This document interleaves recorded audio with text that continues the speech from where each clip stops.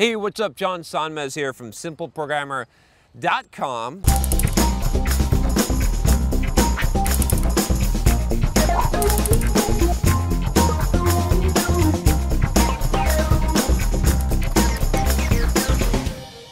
And I got a question, or this is somewhat of a statement, but it was titled "Fantastic First Job, but Horrible Benefits." And this question is from Anonymous. Anonymous writes me a lot.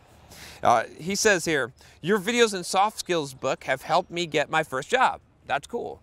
"Thank you so much. In short, I have a fantastic first job." All right, that's good. I'm happy about that. "With great environment and people. I'm being taught so much, and I think for my education, nothing could be a better opportunity. I did as best as I could with salary. Not great, but focus was getting in field first." Good, okay. "The problem." There's always a problem, right?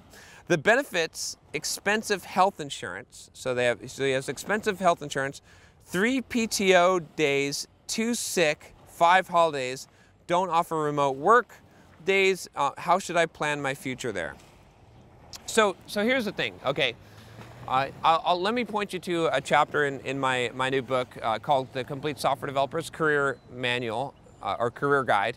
You can get it here. Actually, you can get it free, and then I'll be launching this. By the time you're watching this, maybe it'll be launched already. But I do have a chapter in there on negotiating on salary contract versus salaried employment and what the difference is. And that math in there, I'm not going to go over in this video in detail, but you're going to want to check that out to be able to understand what I'm about to say here, to really break this down if you want more info. But essentially, it comes down to this, okay? I don't care about benefits at all, and neither should you, because benefits are just dollars, okay?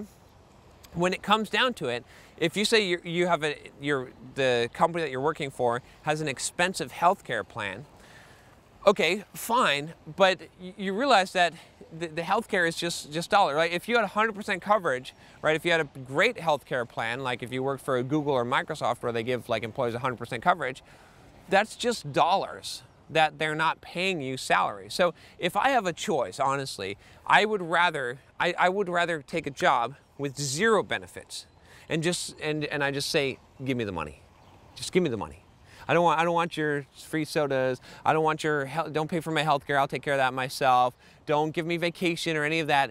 Just give me the money. I'll take days off without pay. Give me the money, right? This should be your mantra. Give me the money. When you go into a job interview, say, give me the money. I kid, but honestly, that's what it can equate to, right?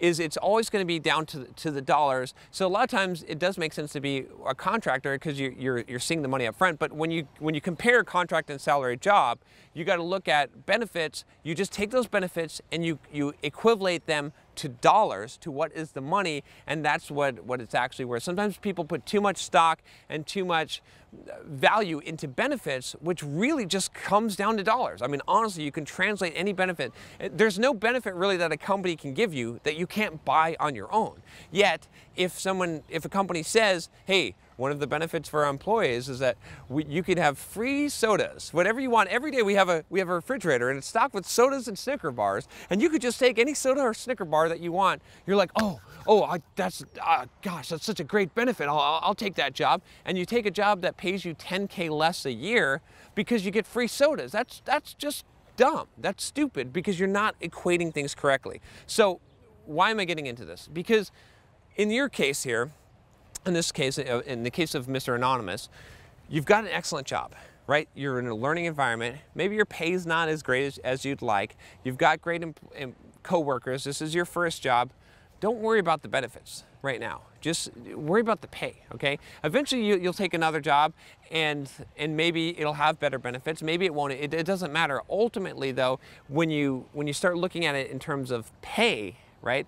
That's where what you really need to look at it at the bottom line here. And then also the opportunity, right? If you have a chance to, and I say this all the time, but if you have a choice between responsibility or pay, right? Which you could basically say this: opportunity, learning environment, or pay. Choose responsibility, opportunity, learning environment. Those things are going to pay off more in the long run. If you're going to gain valuable experience, if you're going to be in a better position, then the money will eventually come don't worry about that right away. Does that make sense to you, right? So that's why I say don't worry about the benefits. Don't stress about this. Don't compare yourself to Jane and Joe over there who have 3 weeks of paid vacation.